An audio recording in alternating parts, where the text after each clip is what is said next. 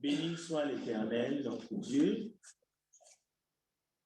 Nous avons toujours rappelé que nos téléphones portables devraient être mis en sourdine avant d'entrer dans cette salle. Vous venez de remarquer qu'aujourd'hui, ce n'est pas le téléphone de l'un parmi vous, mais c'est un téléphone qui est le nôtre qui a sonné, qui a dérangé ces moments d'étude. Alors, ça fait des années que nous disons cela. Alors, je vous en prie, au nom du Seigneur que nous sommes venus adorer ce matin, éteignez vos téléphones ou mettez-les en sourdine. Bien. Je tiens à remercier d'abord le frère Gérald pour le message du réveillon du 31 décembre parce qu'il a touché des points essentiels qui concernent notre comportement en tant qu'enfants de Dieu, de la manière que nous venons pour adorer le Seigneur et notre attitude, même avant de venir ici.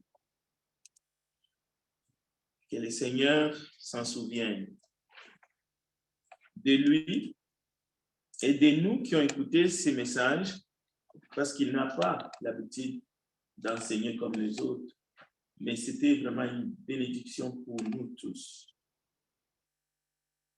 Et je remercie aussi en même temps notre frère Jean Panet pour son étude de mercredi passé, ceux qui étaient là et ceux qui n'étaient pas là, grâce au travail de nos sœurs, vous pouvez aller consulter dans notre compte YouTube où vous allez trouver toutes les vidéos depuis plus de 7 ans, même 8 ans. Les enseignements sont là. Parce que cet enseignement-là, de mercredi, a touché aussi le point qui concerne notre comportement, notre manière de vivre. Les proverbes traitent la vie chrétienne en pratique, nos paroles, nos gestes, nos faits, nos relations les uns les autres et en famille et dans la société.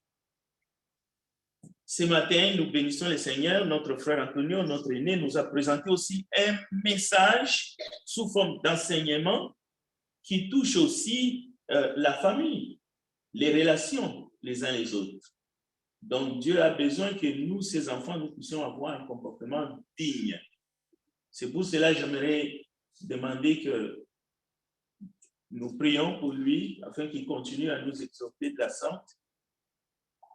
Parce que la parole de Dieu dit clairement, nous devons prier pour nos enfants. Nous devons les enseigner dès le bas âge. Pas pour qu'ils se révoltent quand ils sont adultes, mais qu'ils s'en souviennent. Parce qu'il est hors de question d'imposer à un enfant adulte les vérités qui sont dans la Bible. Mais les enfants adultes ont tendance de nous imposer les fausses conceptions erronées. Et on peut même aller plus loin, qui sont des idées carrément du monde. Alors, si vous vous laissez faire parce que vous êtes parents, parce qu'une fausse doctrine, une fausse conception vient de votre enfant, vous dites parce que c'est mon enfant, je vais l'endosser, je vais le supporter dans le mal, eh bien, vous serez jugé. Et d'ailleurs, lorsque le moment vient pour établir des diacres et des anciens, on ne vous établira pas. Si vous avez des enfants adultes qui ont choisi de se comporter en dehors de la doctrine du Christ. Donc, c'est important que nous prions pour nos enfants, jeunes ou moins jeunes, adultes, parce que ça fait partie de la vie de l'Église. Ça fait partie des ministères que Dieu nous a confiés. Donc, ne soyons pas des m'en-foutistes. Mon fils est adulte, il peut faire ce qu'il veut. Non, ce n'est pas ça l'enseignement. Nous remercions maintenant ceux qui sont avec nous en ligne, de sorte que Dieu leur envoie aussi des bénédictions. Ensemble, nous soyons en communion pour ces moments de culte d'adoration. Je vous invite à la prière. Prions ensemble.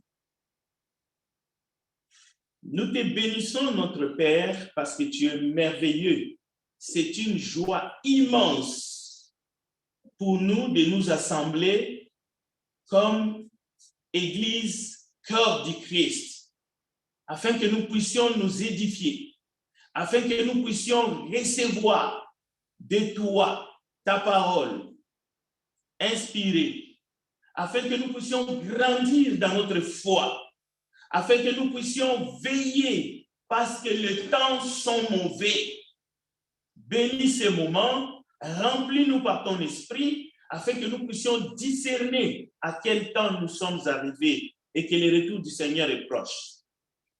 En ton nom, Seigneur Jésus, nous avons ainsi prié. Amen. Amen. Bien.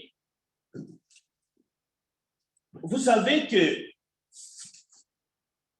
je pourrais, même si ce n'est pas moi, la société, les journalistes, je ne sais pas, vous-même, vos propres pensées, vos recherches, vous amènent tout de suite dans l'idée qu'il y a des guerres, il y a des bruits de guerre, il y a l'inflation, c'est-à-dire le prix des denrées alimentaires, de l'énergie, des produits énergétiques, tout ce que vous savez, même les intérêts directeurs, tout ce que vous savez augmente. Donc, en un mot, l'inflation. Il y a de ces hommes et des femmes et de ces enfants en ce moment-ci, ils souffrent. Pourquoi? Parce qu'il fait froid dans leur maison. Ils ne sont pas dans un endroit comme nous ce matin, chauffé, éclairé, tout ce que vous voulez. Regardez, nous sommes, entre guillemets, bien, mais je ne pense pas que nos esprits, en pensant aux autres, nous ne sommes pas tranquilles. Alors, au lieu de parler des guerres, de l'inflation ou même de la pandémie, il y a des urgences des hôpitaux, parce que nous en avons plusieurs. Il y en a qui sont chargés. Il y a même des membres de cette assemblée qui travaillent à ce moment même, parce qu'ils travaillent dans le domaine médical. Ils sont en train d'aider, ils sont en train de bouger. Et nous remercions Dieu pour le retour de notre bien-aimé frère Mario à la maison, qui était hospitalisé à l'hôpital Ferry, la même chose. Notre frère Edouard était hospitalisé à l'hôpital Santa Cabroni. Maintenant, il est à la maison. Et nous bénissons Dieu pour cela. Ce sont des grâces. Par la providence, par sa providence. Nous continuons à prier pour notre sœur Kathleen et bien d'autres qui luttent à travers les douleurs, les maladies. Dieu seul sait. Mais nous pouvons compter sur sa grâce. Alors, nous avons choisi ce matin, non pas de parler de guerre, non pas de parler de l'inflation, non pas de parler de la pandémie. On pourrait bien faire des études ou des enseignements sur la guérison. Mais nous avons choisi de parler de la grâce de Dieu. Mais d'une manière spéciale. Là encore, ça peut aller dans le sens des idées complètement confuses où vous devez connaître la vérité qui est en Christ afin que vous soyez affranchis. Sinon, vous êtes dans l'erreur. Et dans ce domaine, si vous êtes dans l'erreur, les conséquences sont éternelles. Donc, nous n'allons pas en parler comme un jeu d'enfant. Le sujet du salut et de la grâce de Dieu, ce n'est pas sous forme de jugement que nous allons en parler. Parce qu'il y a un seul, lui seul est capable de juger. Lui seul est capable de juger les vivants et les morts. Il y en a lorsqu'ils entendent l'enseignement, la prédication sur la grâce, ils se positionnent encore à un jugement. Non. Jésus-Christ, l'alpha et l'oméga, lui seul est capable de juger les vivants et les morts. Ne pensez pas aux morts ce matin, à ceux qui nous ont précédés. Ne pensez pas à qui que ce soit, pensez à vous et à vous seul devant Dieu. Parce que si vous laissez votre esprit vagabonder, c'est-à-dire vous commencez à penser à ceux qui sont morts, vous commencez à penser à toutes les personnes de votre famille, vous commencez à penser aux autres, aux gens du monde, vous êtes égarés, votre esprit est cautérisé. Parce que vous êtes ici pour votre âme d'abord. Parce que si vous comprenez, si vous êtes délivré, si votre âme est réellement et vous pouvez être capable de sauver les autres. Mais si vous êtes dans la confusion, vous ne pouvez pas sauver, vous ne pouvez même pas prêcher la vérité. Parce que Jésus-Christ a envoyé ses disciples pour aller faire d'autres disciples. Il n'a pas dit à monsieur n'importe qui. Alors, les textes de ce matin que notre bien-aimé frère Jean-Panel a lu, Éphésiens chapitre 4, notez-les. Il s'agit de l'unité de la foi. Il y a un seul baptême, il y a un seul Seigneur, il y a un seul Église, une seule Église.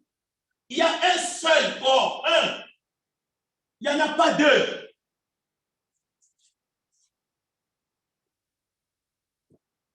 C'est cela aussi que vous pouvez aller trouver dans Actes chapitre 4. Je vous mets le verset 1 jusqu'à 12, mais je vais vous lire juste le verset 12. Il n'y a de salut en aucun autre, car il n'y a sous les ciels aucun autre nom qui ait été donné parmi les hommes par lesquels nous devions être sauvés.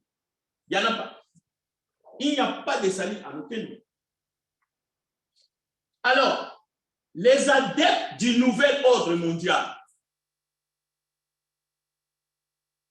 les adeptes d'une religion unique, ils vont avoir des maux de tête s'ils nous suivent, même à travers les réseaux sociaux. Et je demande à Dieu de nous amener doucement afin que nous puissions ne fût-ce qu'arriver à la moitié de ce message ce matin. Donc, il est question d'être ensemble. Il est question d'être en Jésus-Christ. Il est question d'être avec Christ. Celui qui n'est pas avec moi est contre moi. Être avec Jésus, c'est être avec lui dans sa doctrine, dans ses enseignements, dans ce qu'il a dit sans ajouter ni retrancher.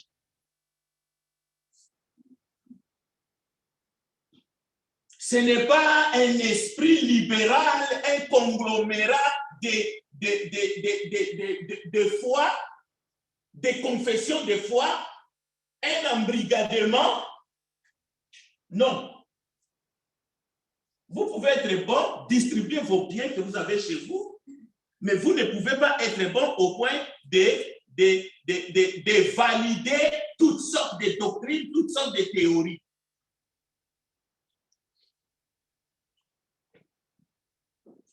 La Bible dit, nous qui étions morts par nos offrandes, il nous a rendus à la vie avec Christ. C'est par grâce que vous êtes sauvés. Oui, c'est par la grâce. Il nous a ressuscités ensemble pour former un seul corps. Jésus a bâti une église. Écoutez, il nous a fait asseoir ensemble dans les lieux célestes en Jésus-Christ. En Jésus-Christ. Même pas à sa mère. Même pas à Marie. C'est en lui. La grâce, c'est un beau mot.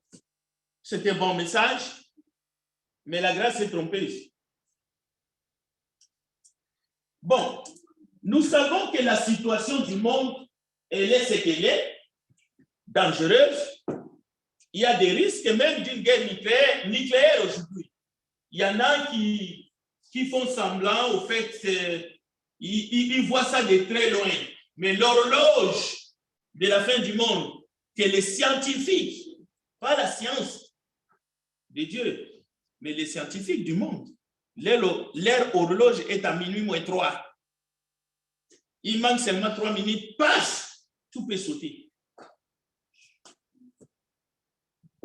Alors, parlons du salut de nos âmes, les âmes des gens de ce monde. Parlons de la grâce que Dieu nous a offerte. Parlons-en, mais parlons-en en toute vérité. Comme Ananias a dit à un certain Saul de Tarse, que tardes-tu? Lève-toi, sois baptisé et lavé de tes péchés. Il y a beaucoup de sortes de tâches aujourd'hui dans le monde entier. Ils réfléchissent sur l'inflation, ils réfléchissent sur ceci et cela, les études de leurs enfants, le mariage de leurs enfants, toutes sortes d'affaires, les commerces, qu'est-ce qui va aller, qu'est-ce qui ne va pas marcher. Ils se projettent 10 ans. Mais Ananias a dit à Saul, pourquoi tardes-tu? Lève-toi, sois baptisé et lavé de tes péchés. Cela veut dire quoi? Embrasse la grâce de Dieu, mais pas en blaguant, pas en jouant, chers frères et sœurs. Nous ne sommes pas ici parce que nous n'avons rien à faire d'autre. Nous pouvons vaquer à plusieurs autres services. Nous pouvons même aller visiter les gens qui sont dans les hôpitaux. Ça fait partie de la piété. Écoutez, peut-on être un membre de l'Église avant d'être sauvé? Est-il possible d'être sauvé en dehors de l'Église? Est-ce que le salut, la grâce de Dieu a un rapport avec l'Église? Je parle de l'Église que Jésus a bâtie, la seule, la véritable. Dans la Bible, il n'y a pas deux assemblées, il n'y a pas deux églises, il n'y a pas de groupes religieux. Dans la Bible que tu portes, il n'y en a pas. Il y a l'Église de Jésus-Christ, la seule, la vraie, et qui prêche la sainte doctrine. Donc, pas de confusion. Et nous venons de le lire dans Éphésiens chapitre 4. Écoutez, on attend dire, il n'est pas nécessaire d'être membre de l'Église pour être sauvé. Si vous n'avez jamais entendu, vous venez de l'entendre. Les gens disent qu'il n'est pas nécessaire d'être membre de l'Église. Cela veut dire d'appartenir à une assemblée locale pour être sauvé. Car on peut être chrétien et d'être membre d'aucune église. Est-ce que vous le pensez? Notez la question. Réfléchissez-en pendant toute cette année, jusqu'au retour de Jésus. Bon, beaucoup sont également d'avis qu'être un bon citoyen équivaut à être chrétien. Oh, ces gens-là, j'ai pitié des gens comme ça. Dans le monde, il y a des gens de bien. Dans l'église, il y a des gens qui font le mal. Vous êtes, je manque le mot. Un bon citoyen équivaut à être chrétien. Est-ce que ce genre de croyances, ces croyances sont-elles vraies? Cette croyance-là, ou ces genres de croyances, font-elles partie de la doctrine? Voici une autre question. Nous allons aller pas à pas. Bon, il y a des gens qui parlent de l'Église avec légèreté. Je parle de l'Église du Christ, l'Église du Seigneur Jésus. Je ne parle pas de l'Église de Monsieur Tartan.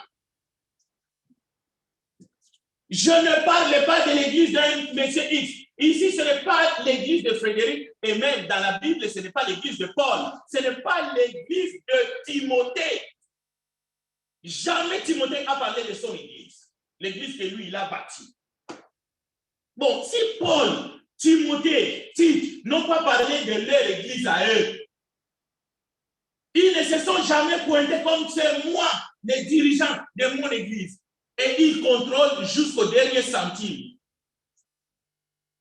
Voici la question suivante. La Bible enseigne-t-elle ces genres de doctrines populaires, ces genres de doctrines bancales, bidons, où il y a des milliers de gens, des millions, des milliards.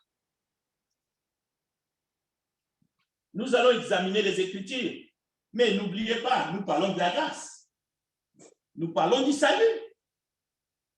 Nous parlons de l'Église. Éphésiens chapitre 4.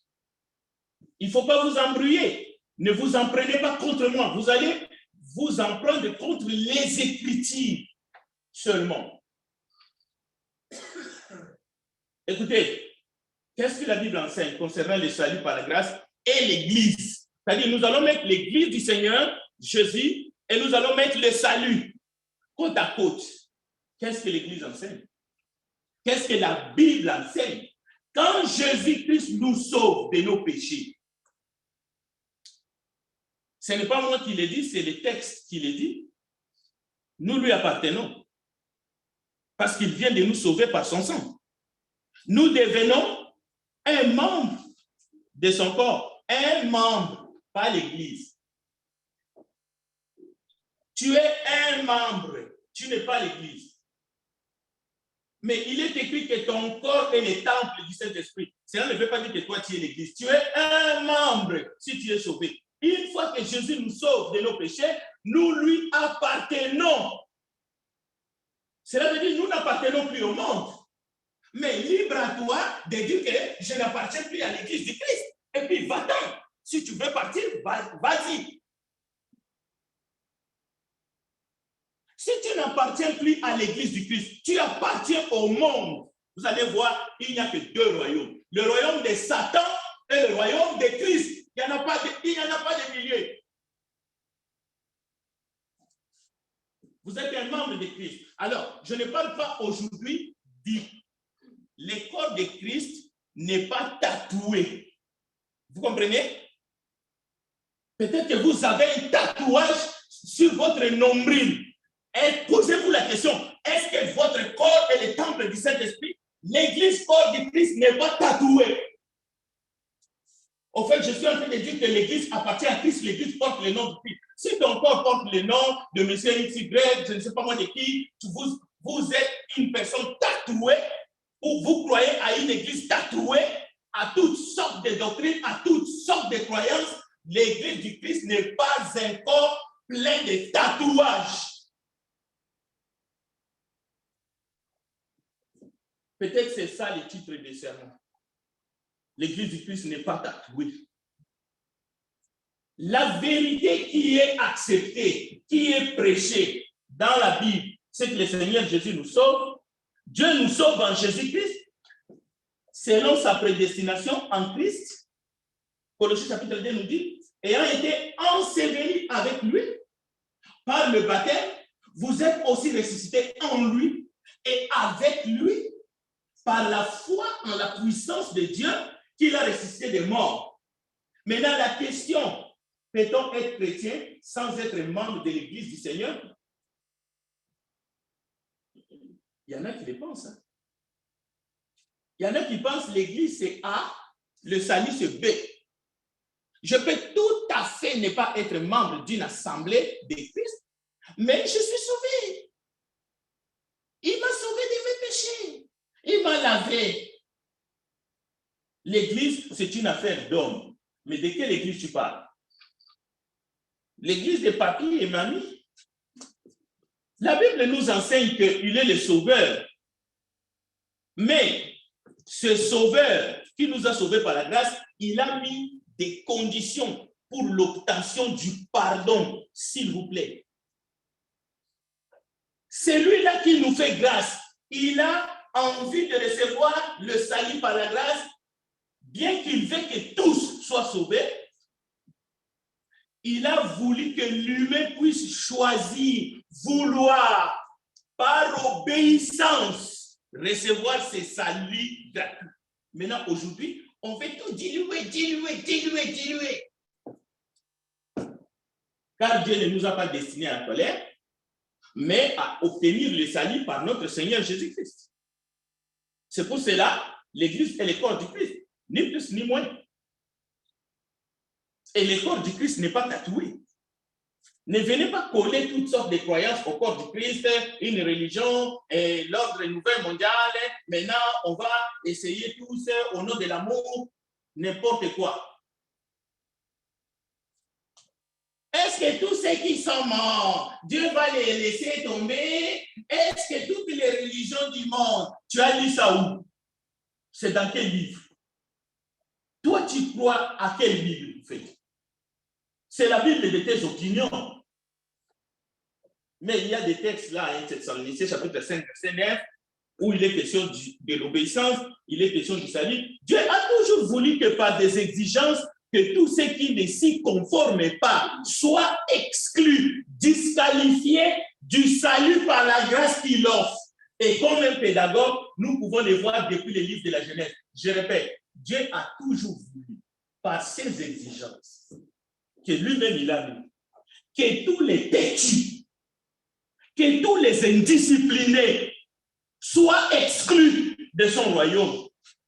Mais ceux qui obéissent, ceux qui choisissent d'obéir, comme nous venons de l'entendre ce matin dans l'étude, puissent hériter la vie éternelle. Voilà la pensée de Dieu. Nous le voyons de Genèse à Apocalypse. Au jour de Noé, Dieu a offert aux hommes le salut. En même temps, il a parlé de la destruction du monde par les déluge. Mais l'offre était seulement pour ceux qui étaient prêts à entrer dans l'arche. Et la Bible nous dit, avant les déluges, il fallait qu'ils entrent dans l'arche.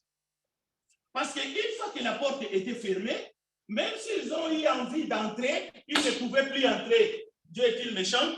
Dieu n'est pas assassin. Même lorsqu'il décide de t'ôter la vie, de reprendre son souffle, il n'assassine pas. Mais il retire le souffle. Il y a des morts qui sont provoquées, comme en Ukraine, par des bombes qui sont lancées par des hommes. Mais il y a la mort naturelle. Un homme de 130 ans, après avoir pris son thé, ou de 120 ans, ou de 90, va dormir et tranquillement. La Bible dit, Dieu reprend le souffle de son serviteur. Est-ce que c'est le diable qui vient de provoquer? Non. Non. Depuis l'Antiquité, depuis les temps des pharaons, on disait que Dieu reprenait ses serviteurs. La Bible nous dit, Enoch a vécu combien de ans? Enoch, il a marché. Et la Bible dit, Dieu le prie. Pas le diable, mais Dieu.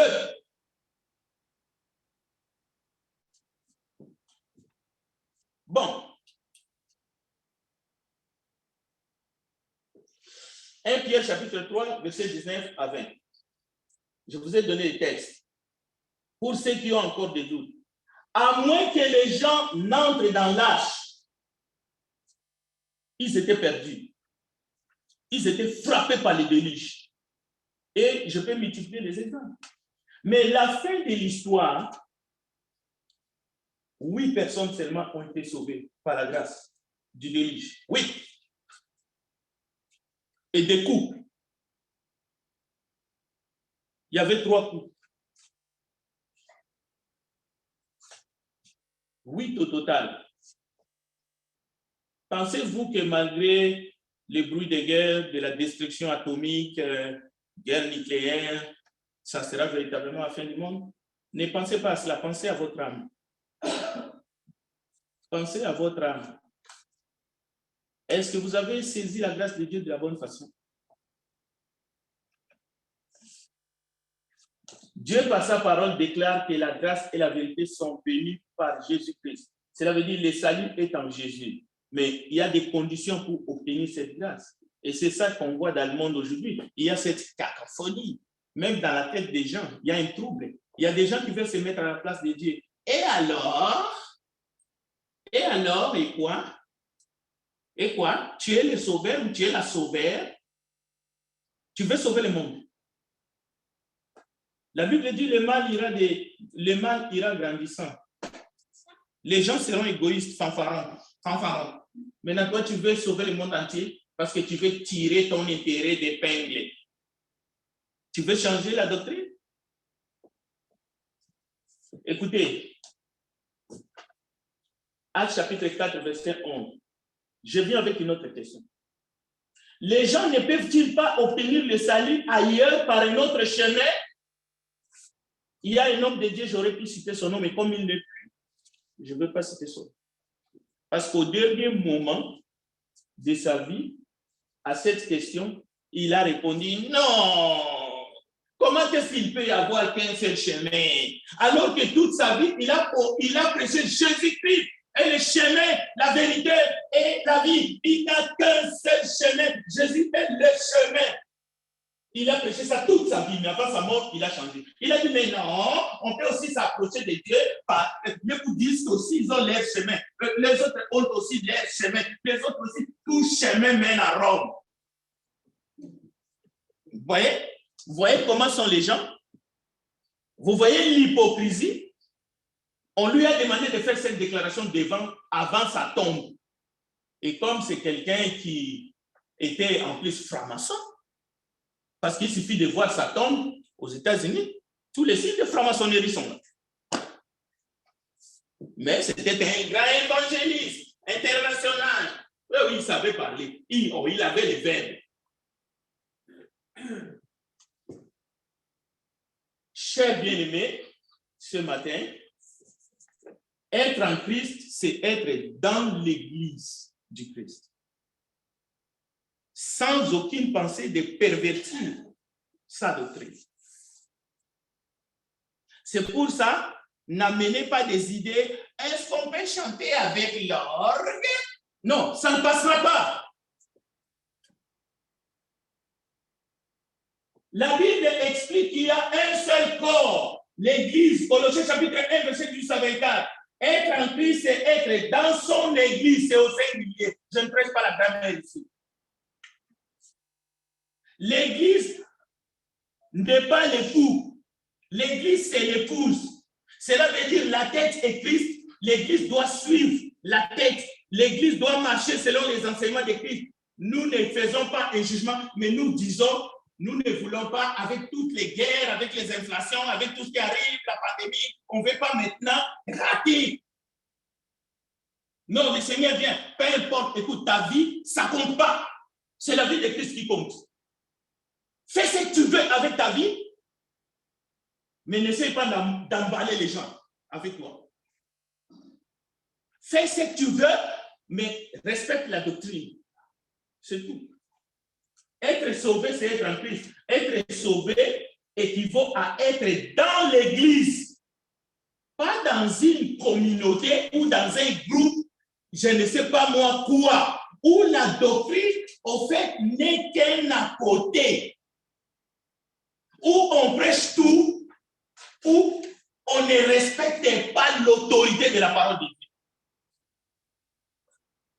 Être sauvé, c'est être en Christ, c'est être dans l'Église. Parce que ceux qui étaient sauvés, l'Éternel, le Dieu, le Seigneur, Dieu, ajoutait ceux qui étaient sauvés dans l'Église. Comment tu peux être sauvé et ne pas être dans l'Église du Christ? Toi qui penses que tu as été sauvé, mais dans une Église, mais qui n'est pas celle de Jésus à cause de sa mauvaise doctrine.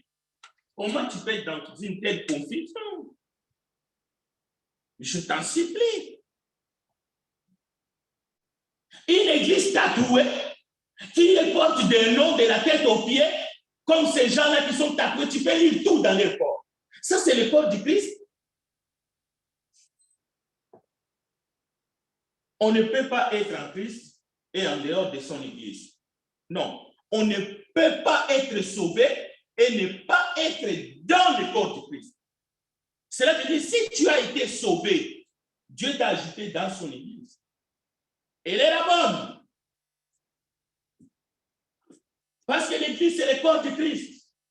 Cela veut dire, c'est lui qui t'a enseigné, c'est un envoyé de Dieu.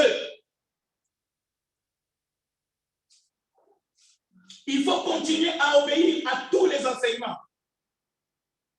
À moins que tu considères qu'il était dans la vérité, mais actuellement, c'est un égal.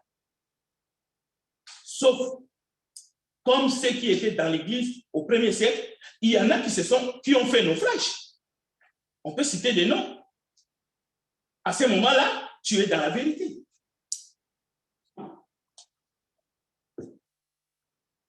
Le salut est en Christ. En d'autres termes, parce que le salut est en Christ, le salut est conservé dans la persévérance des enseignements de Christ dans l'église du Christ. C'est tout. Il n'y a pas de personnes sauvées en dehors de l'église. On est tous d'accord. Parce que les sauvés étaient ajoutés dans l'église. Comment toi tu étais sauvé et tu n'étais pas ajouté à l'église? Est-ce que le Saint-Esprit a menti? Question. Le Saint-Esprit ne fait pas mentir. Tous les chrétiens dans l'église, tous les chrétiens sont dans l'église. C'est là, justement, que le danger de ceux qui sont dans l'erreur, de ceux qui sont dans les doutes, c'est là que la tête commence à gratter. La Bible enseigne que tous les chrétiens nés de nouveau sont dans l'église. Les rebelles, les révoltés peuvent à un moment donné fouler aux pieds les sangs par lesquels ils ont été lavés. À ce moment-là, ils abandonnent l'église. Hébreux chapitre 10, verset 25. Bon. Si les gens peuvent être sauvés en dehors de l'église, cela veut dire que les gens peuvent être sauvés dans le monde. C'est pour cela que les gens disent, oh, moi je vais quitter l'église pour aller où? Dans le monde. Mais la Bible dit que dans le monde, il n'y a que la mort. Vous avez été appelés. Dieu vous a sorti du monde. Il vous a sauvé, il vous a lavé par le sang de son Fils bien-aimé. Vous avez été ajouté dans l'église. Et vous voulez sortir dans l'église pour aller dans le monde? Dieu a envoyé un certain Saul de Tarse qui est devenu Paul pour transporter les gens du royaume des ténèbres à son admirable, au royaume de son admirable, au royaume des lumières, du royaume de Satan au royaume de Dieu. C'est ce que l'évangile fait avec vous. C'est ce que l'évangile va faire. C'est ce que Dieu veut faire avec vous. Mais pourquoi vous résistez?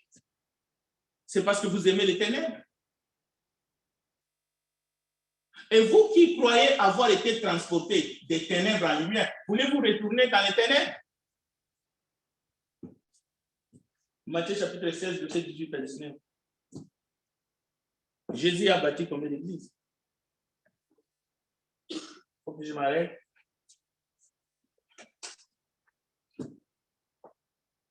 Ne pensez-vous pas qu'il y a de bonnes personnes dans le monde qui ne fréquentent aucune église? Oui, il y a des gens qui ont une bonne morale dans le monde. Qui a dit le contraire? Ce sont des chrétiens. D'abord, c'est de quelle morale dont tu parles? La morale chrétienne? Les valeurs de Christ? Connaissez-vous quelqu'un qui est dans le monde et qui porte en lui les valeurs de Christ? Pas à 20%, pas à 50%, pas à 60%. Qui persévère dans la vérité? Mais de quelle vérité tu parles? Il y a des gens du bien dans le monde, d'accord, qui ne fréquentent aucune église et qui s'autoproclament même des athées, qui ont une bonne morale, une bonne moralité, qui sont des gens travailleurs, ainsi de suite. Chacun peut-il avoir sa moralité? Réfléchis. Mais est-ce que c'est cette moralité qui peut faire que quelqu'un est chrétien et que cette personne est sauvée de ses péchés? À quoi ça sert alors le sang de Jésus qui a été versé?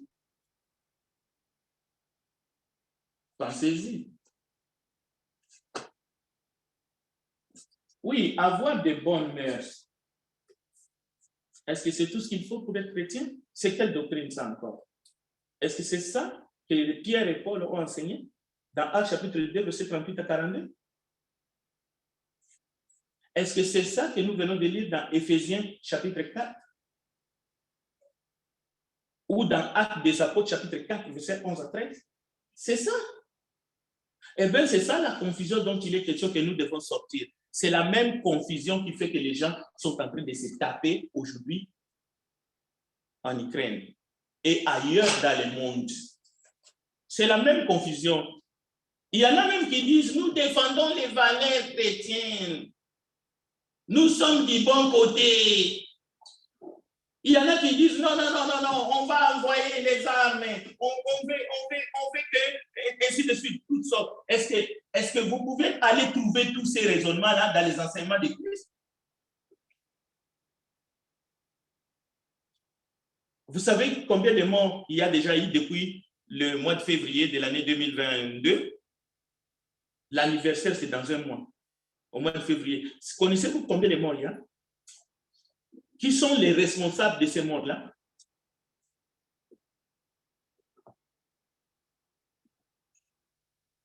Toutes les parties sont responsables. Toutes les parties. Et Christ n'est pas responsable de ça. Notre aîné nous a dit. Dieu n'est pas responsable de ça. La fin de toutes choses s'est approchée. Nous allons chanter et nous allons prier. Je suis obligé de m'arrêter à cause des contraintes du temps. Et j'invite notre frère Jean-Rémy pour nous conduire dans un chant.